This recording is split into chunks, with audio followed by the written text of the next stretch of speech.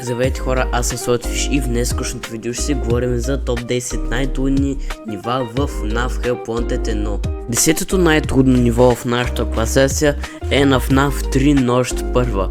В нея няма нищо специално, тя има само, мисля, че 2 джампскера от 2 фантом аниматроника и там даже Springtrap не е предоставен, затова той е на 10-то място в нашата класация. Няма нищо трудно.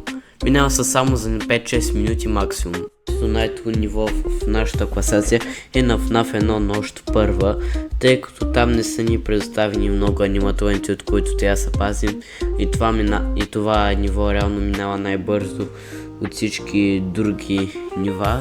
Там са ни предоставени само 2 аниматроника, от които трябва да се пазим, които не са толкова агресивни колкото други нощи, Чика и Бони.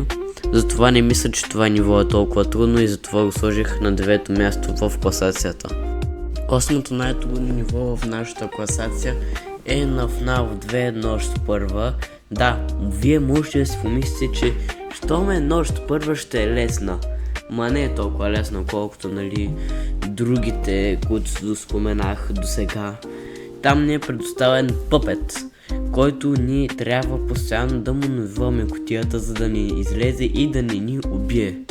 Там също ни е предоставена маската, която маската на Фредди, която ни трябва да се слагаме на главата, за да не могат аниматрониците да ни разпознаят, че сме човек и да ни убият. Там има само един аниматроник или 2, от който трябва да се пазим. Единия е пъпет, очевидно, в който трябва да му навиваме кутията, за да не излезе и да ни убие, и Чика, която мисля, че в 4 или 5 часа ще дойде ще се опита поне да ни джампскерне.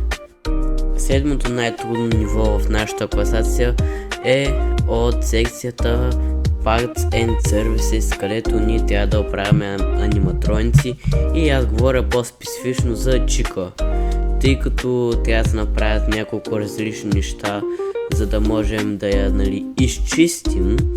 И най-трудното нещо от това ниво според мен е частта, когато вече трябва да вземеш приятеля на Чика и да го поставиш в ръката. Шестото най-трудно ниво в нашата класация за FNAF отива при оригинала на FNAF, т.е. в Нощ четвърта, защото според мен тя е много трудна. Постоянно трябва да наблюдаваш аниматрониците да не дойдат, и както в Нощ трета и в тази, Фокси ще дойде 2 пъти по нейната джампскерне, който прави нощта още по-трудна.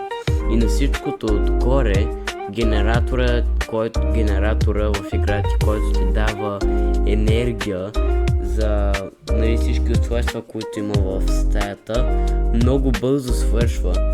И имаш така, трябва хем да паеш генератора да не се изхъби, хем да спаеш аниматрониците да не те убият. Сега петото място в нашата класация е малко по-интересно, защото ще съдържа 2 нива, не едно. Ама те са реално в същата категория в игра, затова мисля, че няма голямо значение. И те са от специалната категория Vent Repairs, и те са двете единствени нива, които са там, където трябва да оправиш вентилациите в пицарията на FNAF, не знаем коя пицария в FNAF, с Менгъл и Енард. Какво ги прави по-специфично, че ги сложих на 5-та класация?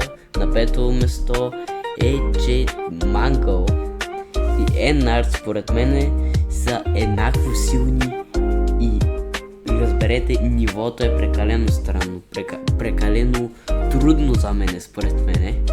Аз ми отне някъде към 3 часа максимум, за да обмина, защото постоянно умирах. Не знаех защо, но да, самото ниво просто е трудно. Четвъртото место в нашата класация отива на Нощ пета в оригиналната FNAF. Защото буквално има толкова много аниматроници, колко много? 4 аниматроника, от които вие трябва да се пазите, генератора, който захранва цялата стая с електричество, вече пада двойно по-бързо от нощ 4 и става много по-трудно да оцелеш 6 часа. Така. Третото ниво, което е в нашата класация, е малко интересно, защото той е в секцията нощни терори и е на Circus Baby. Много хора го подценяват това ниво, защото не мислят, че е толкова трудно, но според мен е много трудно, защото трябва да се кръщат Circus Baby и много хора се пак затрудняват. Аз бих ви дал един съвет за това ниво, който е, като видите Circus Baby да се обръща и да идва малко по-близо до вас, затваряйте клозета, т.е. вратата на гардероба и пребройте до 5 пребройте или до 5 или до 10, ако не сте много сигурни. И след това отворете да видите Circus Baby и това го повтаряйте докато не стане 6 часа. Т.е. в играта 6 часа, защото трябва да оцелеш 6 часа. И второто почетно място в нашата класация отива от секцията нощни терори на Nightmare Golden Freddy.